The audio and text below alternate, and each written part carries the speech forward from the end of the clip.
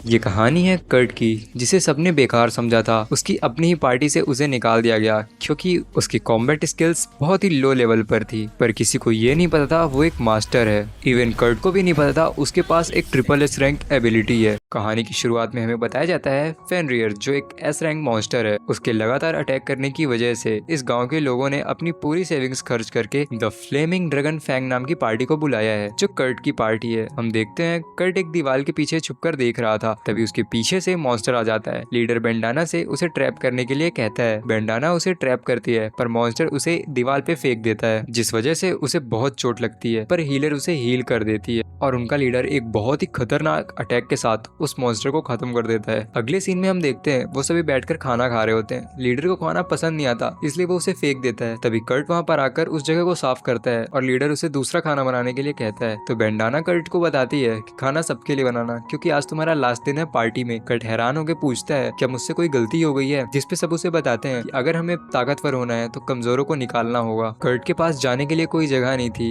Town में चलते चलते वो एक वर्क स्टेशन के पास आता है, इसी उम्मीद में कि शायद उसे कोई जॉब मिल जाए। जैसे ही वो एंटर करता है तो वहाँ की अटेंडेंट की एंट्री से ही कर्ट को ऑलमोस्ट हार्ट अटैक आ गया था। इसके बाद क्रिशल, जो अटेंडेंट थी, वो कर्ट से उसके डिटेल्स के बारे में पूछती है, जिसपे कर्ट बताता है मेरा नाम कर्ट रॉकन्स है और मैं 15 साल का हूँ। फिर वो कर्ट के रेसिडेंस के बारे में पूछती है, जिसपे कर्ट उसका रिप्लाई करता है मैं हॉस्ट नाम के विलेज से आता हूँ, जो कि शीन माउंटेन पर है। तो क्रिशल सरप्राइज होकर बोलती है मुझे लगा नहीं था इतनी दूर भी कोई विलेज होगा। फिर वो कर्ट से उसके पिछले काम के बारे में पूछती है, जिसपे कर्ट उसे बताता है कि मैं the flaming dragon fang party के लिए हाउसकीपिंग का काम करता था। जिसपे क्रिशल हैरान होकर पूछती है वही पार्टी जो अभी अभी डबल एस रैंक पर प्रमोट हुई है। तो कर्ट उसे बताता है हाँ, मुझे निकालते ही। फिर वो उसे बताती है कि ये इन्फॉर्मेशन तुम्हारे रिज्यूमे में बहुत हेल्प करेगी जॉब ढूंढने के लिए, और उसे एप्टीट्यूड टेस्ट देने के लिए कहती है, जिसे सुनकर कर्ट सोच रहा होता है कि मेरी रैंक ए या उससे ऊपर की हो तो बहुत ही मजा आ जाएगा। पर जब वो अपनी रैंक देखता है तो उसके सारे ही स्टैट्स जी पर थे। क्रिशल उससे निराश ना होने के लिए बोलती है और एक सैंडबैग की तरफ इशारा करती है और उसे उठाने के लिए कहती है। कर्ट उसे उठाता है और नोटिस करता है इसे उठाने के लिए उसकी माना यूज हो रही है, और जैसे ही वो उन सैंडबैग्स को उठाता है वो उसे बहुत ही ज्यादा भारी लग रहे होते हैं। तभी क्रिशल कहती है तुम शायद से कंस्ट्रक्शन वर्क कर सकते हो, और बताती है फ्रंटियर टाउन में वॉल रिपेयर का काम चल रहा है और उन्हें टेम्परेरी लेबर्स की जरूरत है, मैं वहाँ बात करके बताती हूँ। अगले सीन में हम देखते हैं कर्ट काम के लिए आ गया है और इस बंदे को कर्ट की पर्सनैलिटी देख के लग नहीं रहा था कि काम कर लेगा। फिर वो कर्ट को पूरा काम समझा के कहता है मैं 3 घंटे के बाद आऊंगा, और कर्ट भी अपने पूरे काम में लग जाता है। जब वो 3 घंटे बाद आकर देखता है तो हैरान हो जाता है, क्योंकि इन 3 घंटों में ही कर्ट ने वेस्टर्न वॉल को 1/3 हिस्सा कवर कर लिया था। और वो कर्ट को उसके काम की पेमेंट देकर वहां से चला जाता है और उसे कल आने के लिए कहता है। अगले दिन हम देखते हैं लोग ये देखकर हैरान हो गए थे कि सिर्फ एक ही दिन में नॉर्दर्न और वेस्टर्न वॉल को कंप्लीट कर दिया गया है। अगले सीन में हम देखते हैं कि कर्ट ने इस जॉब से भी हाथ धो दिया, जिसका रीजन हमें बताया जाता है कि वो जिस स्पीड से काम करता है वो डबल या ट्रिपल एस रैंक की है, और इस काम से जो पुअर हैं उनकी हेल्प होती है उनके डेली खर्च को चलाने के लिए। अगर उसे यहाँ पर रखा गया तो उन्हें और लोगों की नीड ही नहीं होगी काम करने के लिए। कर्ट वापस से वर्क स्टेशन पर आ जाता है और क्रिशल से बात कर रहा होता है। तभी उन दोनों को एक लेडी की आवाज आती है, जो कि दूसरी अटेंडेंट से किसी चीज के बारे में पूछ रही थी। क्रिशल वहाँ पर जाती है और पूछती है यहाँ पर क्या हुआ, जिसपे दूसरी अटेंडेंट बताती है इन्हें एक माइनर की जरूरत है और इनके पास एडवांस भी नहीं है। जिसपे क्रिशल उससे बताती है आप अपनी लैंड के लिए पहले एक इन्वेस्टर ढूंढ लीजिए, बाद में एक माइनर को। जिसपे वो बताती है कि अगर मैंने टाइम पे टैक्स नहीं दिया तो वो माउंटेन मुझसे छीन लिया जाएगा। तभी वहाँ पर कर्ट आता है और कहता है मैं आपके साथ माइनर का काम करने के लिए रेडी हूँ। मैंने अपने टाउन में बहुत सी माइंस में काम किया है, जिससे मुझे इस चीज का एक्सपीरियंस भी है। वो कहती है मैं एक बच्चे को तो अपने साथ नहीं ले जाने वाली, मुझे एक ऐसा पर्सन चाहिए जो थोड़ा मस्कुलर है और इस काम को कर सके। तो क्रिशल उसे बताती है कि इस काम के लिए पैसे लगेंगे, जिसपे वो हार मान के कर्ट को अपने साथ ले जाने के लिए तैयार हो जाती है। कर्ट और वो उसके बाद वहाँ से चले जाते हैं। कर्ट के जाने के बाद क्रिशल कर्ट के ख्यालों में खो गई थी। तभी दूसरे अटेंडेंट उसे बुलाती है और उसे कर्ट के नाम का चेक देती है, जिसमें उसके पिछले काम की पेमेंट थी। और भाई उसको पिछले काम की पेमेंट मिली थी 200 गोल्ड कॉइंस, जिसे देखकर क्रिशल शॉक हो जाती है और जाकर उन्हीं सैंडबैग्स पर गिरती है और पूछती है ये सैंडबैग्स यहाँ क्या कर रहे हैं। जिसपे दूसरी अटेंडेंट उसे बताती है ये सैंडबैग्स नहीं है, ये एक माना मीजर टूल है, जिसके पास जितना ज्यादा माना होगा ये बैग्स उतने ज्यादा भारी हो जाएंगे, और ये एक नॉर्मल पर्सन पे काम नहीं करते हैं। फिर वो क्रिशल को इन बैग्स को हटाने के लिए कहती है। क्रिशल जैसे ही उन्हें उठाती है तो उसे ये बैग्स बहुत ही ज्यादा लाइट लग रहे थे। फिर वो कहती है इन्हें तो भारी होना चाहिए था, क्योंकि जब कर्ट ने इन्हें उठाया था तब तो ये बहुत ही ज्यादा हैवी थे। इधर हम देखते हैं कर्ट और यूलिशिया एक जगह पर आ चुके हैं। यूलिशिया बताती है कि आज हम यहीं रुकने वाले हैं। तो कर्ट पूछता है क्या मैं एक क्यूट लड़की के साथ एक ही टेंट में सोने वाला हूँ, जिसपे यूलिशिया थोड़ा शर्माते हुए उसे बताती है कि मैं 10 साल की एज से एडवेंचर कर रही हूँ, तो मेरे क्यूट होने का तो सवाल ही नहीं होता, और उसे खाने के लिए देती है, जिसे देखकर कर्ट पूछता है क्या ये तुमने बनाया है, ये बहुत ही स्पेशल है। तो यूलिशिया उसे कहती है अगर तुम बॉईल करने को खाना बनाना कहते हो तो हाँ ये मैंने ही बनाया है और इसमें स्पेशल जैसा तो कुछ नहीं है। तो वो कहता है बहुत ही ज्यादा टाइम हो गया है जब किसी ने मेरे लिए कुछ बनाया हो, तो ये मेरे लिए स्पेशल है। फिर हम देखते हैं रात में कर्ट को नींद नहीं आ रही होती है। जैसे वो पीछे घूमता है तो भाई उसके तो होश ही उड़ जाते हैं और वो चुपचाप अपना बोरिया बिस्तर लेके बाहर आ जाता है। इधर हम देखते हैं यूलिशिया जग रही थी और वो कहती है कि कर्ट एक जेंटलमैन और एक एडोरेबल पर्सन है। फिर वो खुद को समझाती है एडोरेबल नहीं भाई। अगले सुबह हम देखते हैं कर्ट बाहर ही सो रहा था। यूलिशिया बाहर आती है और वो अपनी शर्ट की तरफ देखती है तो वो नोटिस करती है जो बटन उसका टूट गया था उसे अब ठीक कर दिया गया है। तभी कर्ट की नींद खुल जाती है और वो उससे पूछता है क्या तुमने वो जगह देख ली जहाँ पर हमें काम करना है। तो यूलिशिया उसे बताती है कि अभी तो नहीं, पर हम काम करने के साथ उसे देख लेंगे। तो कर्ट उसे कहता है कि मैं काम करने से पहले एक बार इंस्पेक्शन करना चाहता हूँ, जिसपे यूलिशिया मान जाती है।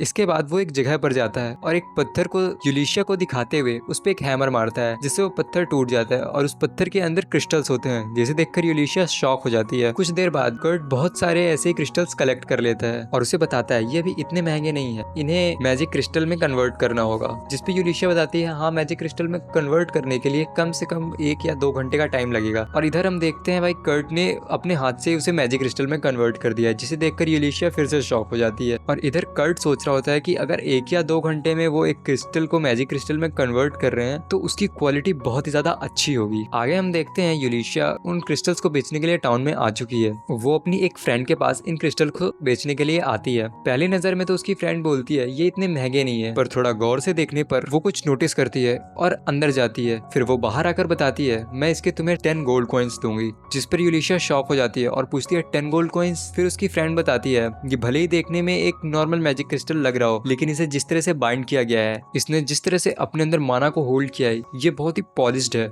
ये बहुत ही पॉलिश्ड और बैलेंस्ड है, इसीलिए इतनी कम शाइन दे रहा है। जिसपे यूलिशिया उसे बताती है कि ऐसे 49 और उसके पास पड़े हैं। फिर उसकी फ्रेंड उसे 500 गोल्ड कॉइन्स देती है और उसे बोलती है मैं सिर्फ एक कंडीशन पे ये डील करूंगी। पहली कंडीशन तुम ये क्रिस्टल सिर्फ मेरे साथ ट्रेड करोगी, और दूसरा वो उस पर्सन की इन्फॉर्मेशन के बारे में पूछती है जिसने इस मैजिक क्रिस्टल को बनाया है। जिसपे यूलिशिया मना कर देती है कि वो उसकी आइडेंटिटी को रिवील नहीं कर सकती। जिसपे उसकी फ्रेंड कहती है कि एक रॉयल मेज को इतनी पावर है कि वो एक रॉयल एडवेंचर से क्वेश्चन कर सके। जिसपे यूलिशिया बोलती है कि अब मैं एक रॉयल एडवेंचर नहीं हूँ। इसके बाद उसकी फ्रेंड भी मान जाती है और कहती है ये जो भी पर्सन है इसे अब तक तो बहुत फेमस होना चाहिए था, तुम बहुत ही गलत कर रही हो इसकी इस एबिलिटी को छुपा कर। पर उसे ये बात बता देना कि हम उसके साथ और भी ज्यादा ट्रेड करना चाहते हैं, और उसे डायरेक्टर की पोस्ट का भी ऑफर करती है। ये सारी बातें सुनकर यूलिशिया बाहर आकर सोचती है ये सब क्या हो रहा है भाई। फिर वो वर्क स्टेशन जाती है और वर्क स्टेशन में जाते ही यूलिशिया और क्रिशल एक दूसरे से एक ही साथ कर्ट के बारे में पूछते हैं। क्रिशल कहती है मैं रूल्स की वजह से ये इन्फॉर्मेशन नहीं लीक कर सकती। तभी यूलिशिया अपना रॉयल एडवेंचर का बैच दिखाती है, जिसे देखकर वो कर्ट की इन्फॉर्मेशन उसके साथ शेयर कर देती है। कर्ट के फॉर्म की डिटेल्स में उसे पता चलता है कि उसने द फ्लेमिंग ड्रैगन फैंग नाम की पार्टी के लिए काम किया है, जो कि अभी डबल रैंक पर है। और पिछले काम की पेमेंट को देख के यूलिशिया शॉक हो जाती है। इसके बाद यूलिशिया क्रिशल को 499 गोल्ड कॉइंस देते हुए कहती है कि इसे कर्ट के अकाउंट में डिपॉजिट कर देना। अगली सुबह हम देखते हैं क्रिशल वापस उसी जगह पर आ चुकी है और वो ये देखकर हैरान हो जाती है कर्ट ने एक रात में पूरा का पूरा वुडन हाउस खड़ा कर दिया। और कर्ट कैजुअली उससे कहता है कि अक्सर लोग तो ऐसा करते ही रहते हैं। जिसपे यूलिशिया उसको देखकर सोच रही होती है ये एक नॉर्मल पीपल के बस की बात तो नहीं है। अगले सीन में हम देखते हैं कर्ट की एक्स पार्टी एक ट्री मॉन्स्टर से लड़ रही होती है और उन्हें लड़ने में बहुत ही ज्यादा दिक्कत हो रही होती है। उनकी पूरी टीम डिसबैलेंस हो चुकी थी। उन्हें ऐसा लग रहा था जैसे उनकी पावर्स अचानक से कम हो गई हों। तभी सीन यूलिशिया और कर्ट पे शिफ्ट होता है। यूलिशिया कर्ट को बताती है कि उन्होंने तुम्हें रॉयल मैजिक टेक्नोलॉजी का डायरेक्टर बनने का ऑफर दिया है। जिसपे कर्ट बोलता है ये ऑफर तो अच्छा है, पर मुझे नहीं लगता वो सही बोल रहे हैं, वो तुम्हारे साथ मजाक कर रहे होंगे। यूलिशिया कहती है अगर वो मजाक भी कर रहे हैं तो तुम इस बारे में क्या सोचते हो। तो कर्ट अपने मन में सोचता है मैं अकेले ही पूरी टेक्नोलॉजी को नहीं संभाल सकता, और मैं फ्लेमिंग ड्रैगन पार्टी का एक्स मेंबर भी था। फिर वो यूलिशिया को बोलता है कि अभी मैं तुम्हारे लिए काम कर रहा हूँ तो मैं कहीं और काम नहीं कर सकता, और कहता है अभी तो तुम्हें अपना डेट भी देना है, उन क्रिस्टल्स को बेच के इतने ज्यादा पैसे नहीं मिले होंगे। जिसपे यूलिशिया कहती है कि एक्चुअली मुझे उससे अच्छे खासे पैसे मिल गए थे और मैंने उसका ज्यादातर मार्जिन तुम्हारे अकाउंट में ट्रांसफर करवा दिया है। यूलिशिया कहती है ठीक है, अगर तुम मेरे साथ काम करना चाहते हो तो मैं तुम्हें नहीं रोकूंगी। तभी कर्ट कहता है कि कल मैंने एक बहुत ही अच्छा स्पॉट स्पॉट देखा था जहाँ मुझे लगता है क्रिस्टल्स की वेन होगी। यूलिशिया पूछती है तुम रेस्ट तो सही से कर रहे हो ना, तो जिसपे कर्ट कहता है हाँ बिल्कुल, पूरे 6 आवर्स की मैंने नींद ली थी कल। यूलिशिया टाइम गिनने लगती है कि कर्ट ने कौन कौन से काम को कितनी देर में किया होगा। तभी कर्ट सोचने लगता है कि मैं फ्लेमिंग ड्रैगन फैंग में 4 आवर की स्लीप लेता था, कहीं मैं ज्यादा तो नहीं सो गया। फिर वो उससे माफी मांगता है और कहता है मैं अपने रेस्ट को कम करने की कोशिश करूंगा। इसके बाद हम देखते हैं यूलिशिया और कर्ट जंगल में आ जाते हैं। कर्ट यूलिशिया को बताता है कि तुम यहाँ पर काम करने वाली हो और कहता है 50 मीटर से ज्यादा डिग करने की जरूरत नहीं है। यूलिशिया पूछती है क्या तुम यहाँ पर काम नहीं करने वाले हो, जिसपे कर्ट बताता है कि मैं वहाँ जा रहा हूँ जहाँ हमें कल क्रिस्टल्स मिले थे, मुझे लगता है वहाँ पर क्रिस्टल की और बड़ी वेन्स हैं। फिर कर्ट वहाँ से चला जाता है। कुछ देर बाद यूलिशिया को एक बहुत ही बड़ा क्रिस्टल मिलता है जिसे देखकर वो बहुत ही ज्यादा खुश हो जाती है और बोलती है ये क्रिस्टल मुझे 3 गोल्ड के कॉइन्स दिलवा सकता है। इसके बाद यूलिशिया कर्ट की तरफ जाती है और सोच रही होती है कि इतनी देर में तो कर्ट ने एक माइन बना दी होगी, पर जब वो वहाँ पहुँचती है तो वो देखती है कर्ट ने तो सच में एक माइन बना दी है। वो माइन के अंदर जाती है। जब वो वहाँ पर जाती है तो देखती है कर्ट ने किसी तरह के पाउडर का यूज किया था इस माइन को लाइट करने के लिए, और कहती है मैंने ये तो सोचा था कि कर्ट एक माइन बना देगा, पर ये तो उससे 5 गुना ज्यादा बड़ी है जितना मैंने सोचा था। तभी वहाँ पर कर्ट आ जाता है। यूलिशिया उससे पूछती है तुम्हारी माइनिंग कैसी चल रही है, जिसपे कर्ट बताता है मैं कहीं भी माइन करूँ, मुझे सिर्फ ये बेकार से ही पत्थर मिल रहे हैं। जिसपे यूलिशिया उन पत्थरों को देखते हुए कहती है क्या हम इन्हें सेल नहीं कर सकते, तो कर्ट बताता है अगर हम इन्हें सेल करेंगे भी तो ये ज्यादा महंगे नहीं बिकेंगे, ये वैल्यूएबल नहीं है। तो यूलिशिया अपने मन में सोचती है जो चीज गोल्ड सिल्वर और प्लेटिनम से भी ज्यादा महंगी है अब वो इसके लिए वैल्यूएबल भी नहीं है। फिर वो कहती है अगर तुम इन पत्थरों को नहीं ढूंढ रहे हो तो तुम इस माइन में क्या ढूंढ रहे हो, जिसपे कर्ट बताता है कि मैं कुछ ऑरिकैल्कम्स को ढूंढ रहा हूँ। यूलिशिया कहती है ऑरिकैल्कम गॉड का लेजेंडरी मेटल, वो तुम्हें इस माइन में मिल गया, जिसपे कर्ट कहता है हाँ वो तो कहीं भी मिल सकता है, और बताता है मुझे अभी सिर्फ इतना ही मिला है जबकि मैंने 7 किलोमीटर माइनिंग कर ली। जिसपे यूलिशिया सोचती है 8 घंटे में 7 किलोमीटर माइनिंग, और फिर वो माइन की तरफ देखती है जो कि एक किनारे से लेकर दूसरे किनारे तक पूरी खुली हुई थी। यूलिशिया कहती है मैं इस माइन के साथ काम कर सकती हूँ। जिसपे कर्ट पूछता है तो क्या मैं इस माइन को दोबारा नहीं भरने वाला, जिसपे यूलिशिया कहती है नहीं तुम्हें ऐसा करने की कोई जरूरत नहीं है। फिर हमें पता चलता है इस माइन से यूलिशिया टाउन से इस जगह तक आने के लिए पासिंग ट्रेड का यूज करेगी, जिससे उसे अपना टैक्स भरने में आसानी होगी। कर्ट हेलो वर्कशॉप के सामने आ जाता है जहाँ पर उसे बेंडाना दिखती है। कर्ट उसके पास जाता है और पूछता है दूसरे लोग कहाँ हैं, जिसपे बेंडाना बताती है कि मुझे वहाँ से निकाल दिया गया है, पर रियलिटी कुछ और ही थी। हम फ्लेमिंग ड्रैगन फैंग के लीडर को देखते हैं जो कि एक रेस्टोरेंट में जाके तमाशा करके वहाँ से बाहर आता है और वहाँ का बिल भी नहीं देता। तभी उसके पीछे कुछ गार्ड्स आते हैं और उसे बोलते हैं सर आप ऐसा नहीं कर सकते, लेकिन वो उनकी बात नहीं सुनता और आगे चला जाता है। कुछ देर बाद हम देखते हैं बेंडाना उसके पास जाती है, जिसपे वो लीडर कहता है कि कुछ भी करो, तुम किसी को भी मारो जो तुम्हारे रास्ते में आए, लेकिन उसे वापस लेकर आओ। जिसपे बेंडाना कहती है बिल्कुल बॉस आपकी जैसी मर्जी, और फिर वो वहाँ से चली जाती है। तभी वहाँ पर कुछ रॉयल गार्ड्स आते हैं और उसे अरेस्ट करके ले जाते हैं, पर ये सारी चीजें बेंडाना कर्ट को नहीं बताती। वो उसे बताती है कि उसे फायर कर दिया गया है वहाँ से, जिसपे कर्ट दुखी होता है। तभी बेंडाना बोलती है तुम हेलो वर्क के लिए काम करते हो, इसका मतलब तुम्हें एक जॉब की नीड है। फिर वो बताती है कि मेरे एक एक्वेंटेंस है जिसे अपनी वर्कशॉप में कुछ काम है तो तुम उसकी हेल्प कर सकते हो। वो कर्ट को बताती है एक एटेलियर मास्टर है जिसे थोड़ा हेल्प की जरूरत है और मुझे लगता है तुम इस काम को कर लोगे। कर्ट पूछता है क्या तुम्हें सच में ऐसा लगता है, जिसपे बोलती है मुझे पूरा कॉन्फिडेंस है तुम पर, और उसे एड्रेस देती है उस जगह का। कर्ट वहाँ से चला जाता है और हमें बताता है अटेलियर एक ऐसी जगह होती है जहाँ मैजिकल आइटम्स को बनाया जाता है, और अटेलियर के हेड को अटेलियर मास्टर कहा जाता है जो एक नोबल पोजीशन है। कर्ट को ऐसा नहीं लगा था कि ऐसे एक टाउन में भी एक अटेलियर मास्टर होगा। तभी वो उस एड्रेस पर पहुंच जाता है जिसे देखकर उसे ये नहीं लगता कि ये जगह एक अटेलियर हो सकती है, पर वहाँ पर एक बोर्ड भी था। कर्ट जाता है और गेट को नॉक करता है। वहाँ से एक एल्फ बाहर आती है। कर्ट अपना इंट्रोडक्शन करता है मेरा नाम कर्ट रॉकॉन्स है और क्या तुम इस अटेलियर की मास्टर हो, जिसपे वो बताती है मैं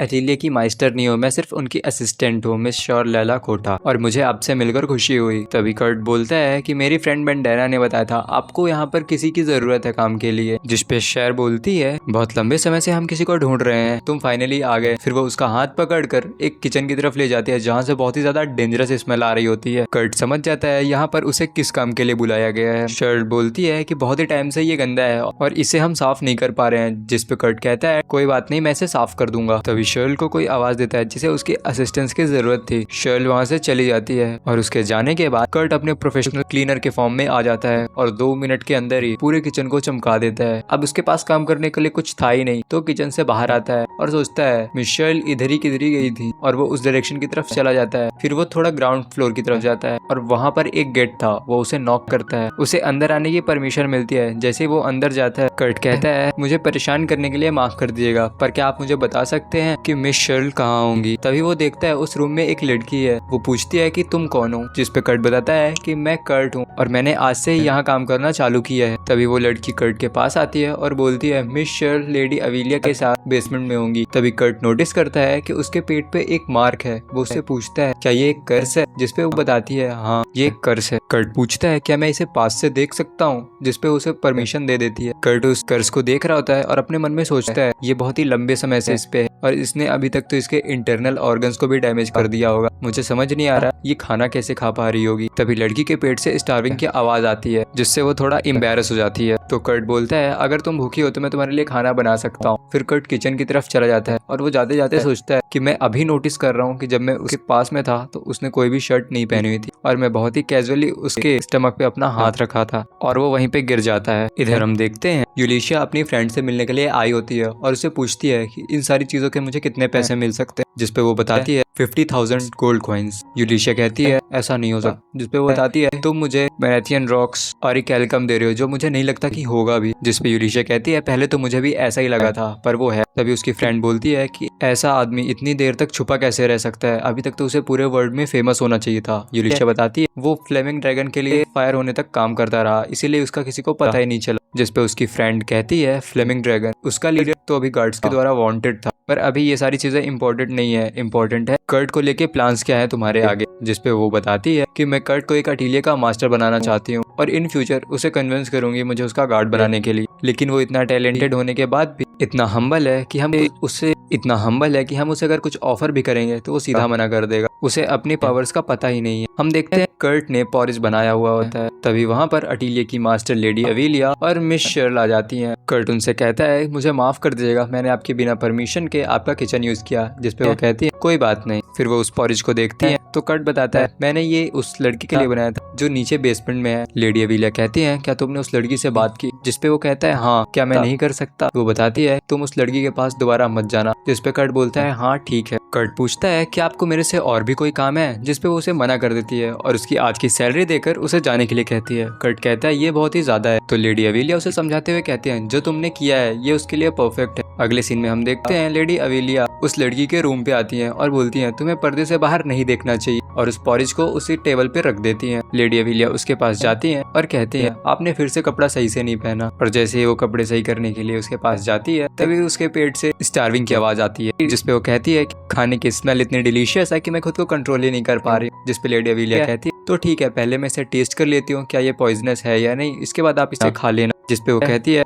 नहीं तुम्हें ऐसा करने की कोई जरूरत नहीं है। तो बोलती है पर हम ऐसा नहीं कर सकते। जिसपे लड़की कहती है ये खाना उस नए लड़के ने बनाया। लेडी अविलिया कहती है हाँ लेकिन हम उस पर ट्रस्ट नहीं कर सकते। जिसपे वो लड़की कहती है कि मुझे ऐसा लग रहा है वो हमारा फ्रेंड है, अगर उसे मारना ही होगा तो वो पॉइजन का यूज नहीं करेगा, उसे पता है मेरी बॉडी पे कर्स है। जब से ये कर्स मुझ पे आया है तब से हम किसी पर भरोसा नहीं कर पा रहे हैं, लेकिन अब मैं करना चाहती हूँ और ये ट्रस्ट मैं पूरी तरीके से करना चाहती हूँ। फिर लेडी अविलिया भी उसके लिए मान जाती है और कहती है ये पूरा एक ही बार में मत खत्म कर देना। फिर वो लड़की उस खाने को खाने के लिए बैठती है। फिर वो लड़की उस पॉरिज को खाने के लिए बैठती है। जैसे वो पहला बाइट लेती है तो उसे वो बहुत ही अच्छा लगता है, लेकिन तभी उसकी तबीयत खराब होने लगती है, वो नीचे गिर जाती है। लेडी अविलिया सोचती है मुझे लगा ही था इसमें पॉइजन होगा, मैं इतनी केयरलेस कैसे हो सकती हूँ, मुझे इतनी जल्दी किसी पे भरोसा नहीं करना चाहिए था। वो जैसे ही एंटीट्यूड लेने के लिए भागती हैं तभी पीछे से वो लड़की खड़ी हो जाती है और कहती है तुम्हें कहीं जाने की जरूरत नहीं है। जिसपे पूछती है अपनी हालत तो देखो क्या हो रखी है। जिसपे वो बताती है कि मैं बिल्कुल ठीक फील कर रही हूँ, मुझे बहुत ही ज्यादा अच्छा लग रहा है। फिर लेडी अविलिया उसके पेट की तरफ देखती हैं तो वो देखती है कर्स वहां से हट चुका था और वो सोचती है इतनी जल्दी ये हील कैसे हो गया। दूसरी तरफ हम देखते हैं जिसने कर्ज किया था वो किसी को डांट रहा था। जिसपे वो आदमी बोल रहा था मैंने कर्ज को नहीं हटाया है, आपके लिए मैं वो कर्ज दोबारा लगा दूंगा। जिसपे वो कह रहा होता है इन सारी चीजों का कोई मतलब नहीं है,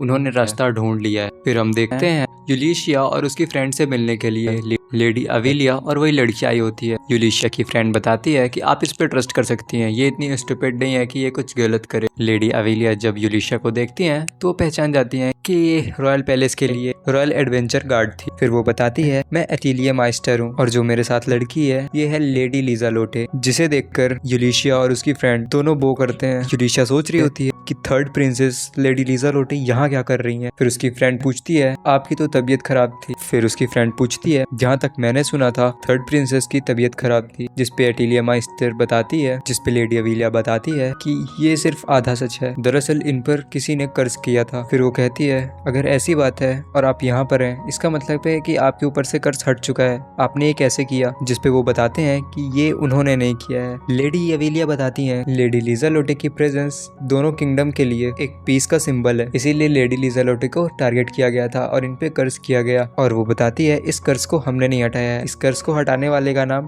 कर्ट है। जिसका नाम सुन के वो दोनों शॉक हो जाती हैं। उनकी सारी बातें सुनने के बाद यूलिशिया कहती है कि जिस कर्ज को आप बहुत ही मुश्किल से उसकी प्रोसेस को स्लो कर पा रही थी, कर्ट के बनाए गए पॉरिज से सिर्फ वो एक ही बाइट से ठीक हो गया। और वो थोड़ा शॉक होती है। तभी उसकी फ्रेंड कहती है ये कर्ज जिस किसी ने भी लगाया है वो महल में एंट्री ले सकता है। और उसने 3 सस्पेक्ट की लिस्ट बनाई है, जिसमें पहला सस्पेक्ट रॉयल एक्सपेक्टेशनरी फोर्सेस का लीडर था, second suspect bishop of Poland church and the last suspect Kings third wife. जिसपे लेडी अविलिया कहती है मुझे उस बिशप पे शक है क्योंकि उसके डिसेबल्स और फॉलोअर्स हर जगह पर हैं। प्रिंसेस कहती है कि मेरी स्टेप मदर यानी किंग की थर्ड वाइफ, उसके भी फॉलोअर हर जगह पर हैं, पर मुझे नहीं लगता रॉयल एक्सपेक्टेशनरी आर्मी का कमांडर ऐसा कुछ करेगा। जिसपे यूलिशिया कहती है वो भी ऐसा कर सकता है, उसके भी कनेक्शंस थीव्स और स्मगलर्स के साथ हैं। पर लेडी अविलिया कहती है कि इन तीनों में से कोई भी हो सकता है जिसने प्रिंसेस पर कर्ज का इनकेंटेशन करवाया हो, तो हमें एक प्लान बनाना होगा। और वो बताती है कि प्रिंसेस अभी अभी 15 ईयर्स की हो गई है, इसका मतलब है वो एक एडल्ट है और रॉयल पैलेस से प्रिंसेस बहुत ज्यादा दिनों से बाहर है, इसका मतलब है कि वो कहीं और ट्रेन कर रही हैं। और इसकी हेल्प से हम एक नया अटीलिये खोल सकते हैं और एक फ्रिक्शन अटीलिये मास्टर भी बना सकते हैं। प्रिंसेस के लिए वो जगह सबसे सेफ होगी ट्रेन करने के लिए। तभी यूलिशिया की फ्रेंड कहती है और नए अटीलिये मास्टर के इन्फॉर्मेशन को गैदर करने के लिए जिसने भी इनकेंटेशन कराया है वो कुछ ना कुछ हरकत करेगा,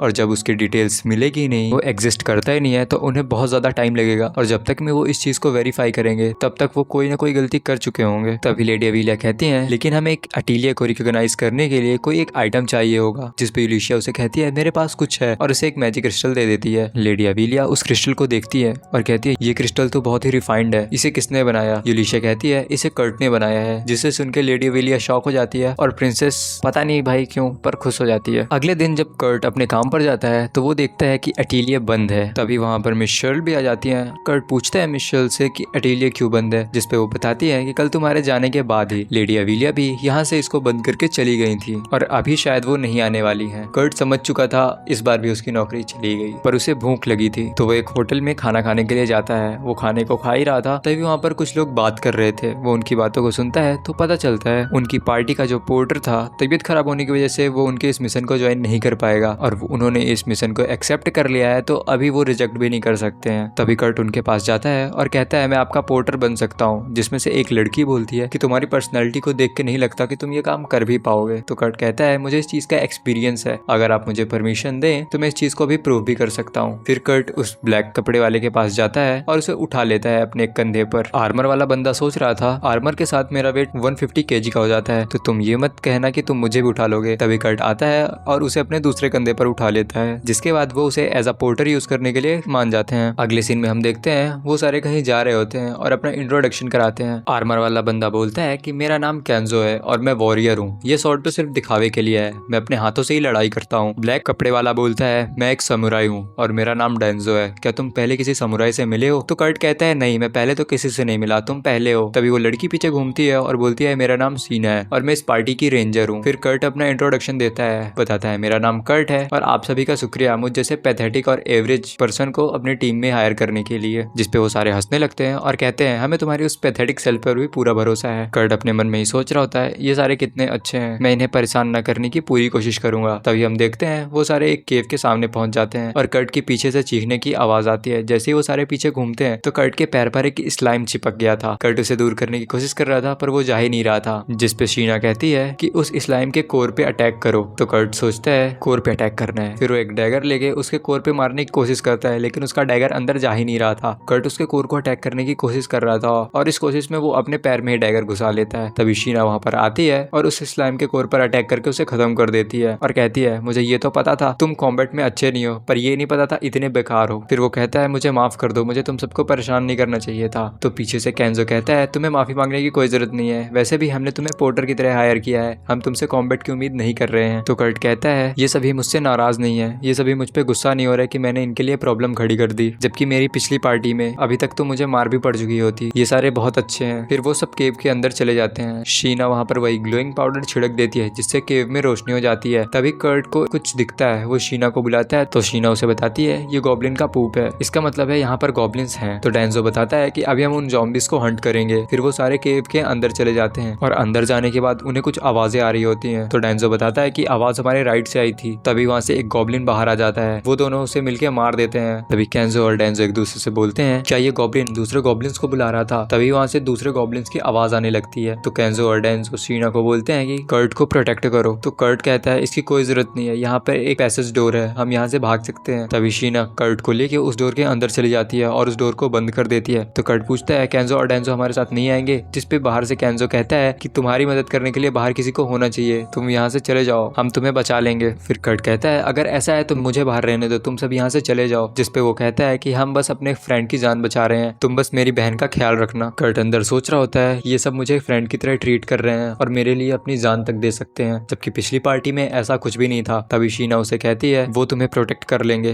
तुम बस यहाँ से चलो। और जैसे ही वो पीछे जाती है, जैसे ही वो ग्लोइंग पाउडर को आसपास स्प्रेड करती है, तो उसके सामने 3 ब्लैक आयरन गोलेम ड्रैगन्स थे, जिसे देखकर शीना बहुत ही ज्यादा डर जाती है। इधर हम देखते हैं यूलिशिया और प्रिंसेस कर्ट से मिलने के लिए आए होते हैं। जैसे ही वो उसके रूम पे जाते हैं तो देखते हैं वहाँ कर्ट था ही नहीं। तभी उन्हें एक आवाज आती है कि कर्ट एक पार्टी के साथ मिशन पे गया हुआ है। फिर वो उसके रूम से बाहर आते हैं तो देखते हैं वहाँ पर कोई भी नहीं था और वो जल्दी जल्दी उसी डायरेक्शन में चले जाते हैं जहाँ पर कर्ट गया हुआ था। वो वहाँ पर पहुँच के देखते हैं कि वहाँ पर ग्लोइंग पाउडर था। इसका मतलब था वो लोग अभी अभी यहाँ से गुजरे थे। वो थोड़ा आगे जाते हैं तो प्रिंसेस बताती है यहाँ से कर्ट की सेंट कम हो गई है और वो अपनी सेंस करने की एबिलिटी को बढ़ा लेती है। यूलिशिया ये सब देख के थोड़ा हैरान थी। प्रिंसेस आगे जाकर बताती है कि आगे बहुत सारे गॉब्लिन्स हैं। तो यूलिशिया कहती है आप पीछे ही रहना, मैं उन सबको खत्म कर दूंगी। फिर वो वहाँ पर जाती है और सारे गॉब्लिन्स को मार देती है। इधर हम कर्ट को देखते हैं जो कि शीना से बोल रहा होता है कि डरने की कोई भी जरूरत नहीं है, मैं इन सबको मार दूंगा। फिर वो एक डैगर को निकालता है। फिर वो उसी ब्लैक आयरन गोलेम ड्रैगन की तरफ जाने लगता है। जैसे ही वो उसके पास जाता है तो ड्रैगन अपनी पूंछ से उस पर अटैक करता है, पर कर्ट उस अटैक को डॉज करके उसके ऊपर चला जाता है और उसकी पूंछ को काट देता है। फिर वो उसके सर को भी काट देता है। ऐसा करते करते वो तीनों ड्रैगन्स को मार देता है। इसे देखकर शीना बहुत ही ज्यादा हैरान थी। तो शीना कहती है तुमने कहा था तुम्हें कॉम्बैट नहीं आता। तो कर्ट उससे कहता है कि मुझे लगा सब ड्रैगन्स को इसी तरह माइन करते हैं। तभी वहाँ पर यूलिशिया आ जाती है, वो भी ये सब देख के हैरान थी। जिसपे शीना उसे बताती है कि कर्ट ने कहा वो इन ड्रैगन्स को माइन कर रहा था। तभी कर्ट यूलिशिया को नोटिस करता है और उसके पास आ जाता है। कर्ट यूलिशिया के पास जाता है। यूलिशिया उससे पूछती है क्या तुम ठीक हो। जिसपे कर्ट उसे बताता है हाँ मैं बिल्कुल ठीक हूँ, पर तुम्हें बाहर जाकर केंजो और डेंजो की मदद करनी चाहिए, वो गॉब्लिन की पूरी कॉलोनी से लड़ रहे हैं। जिसपे यूलिशिया उसे बताती है कि अगर तुम उन 2 बाहर वाले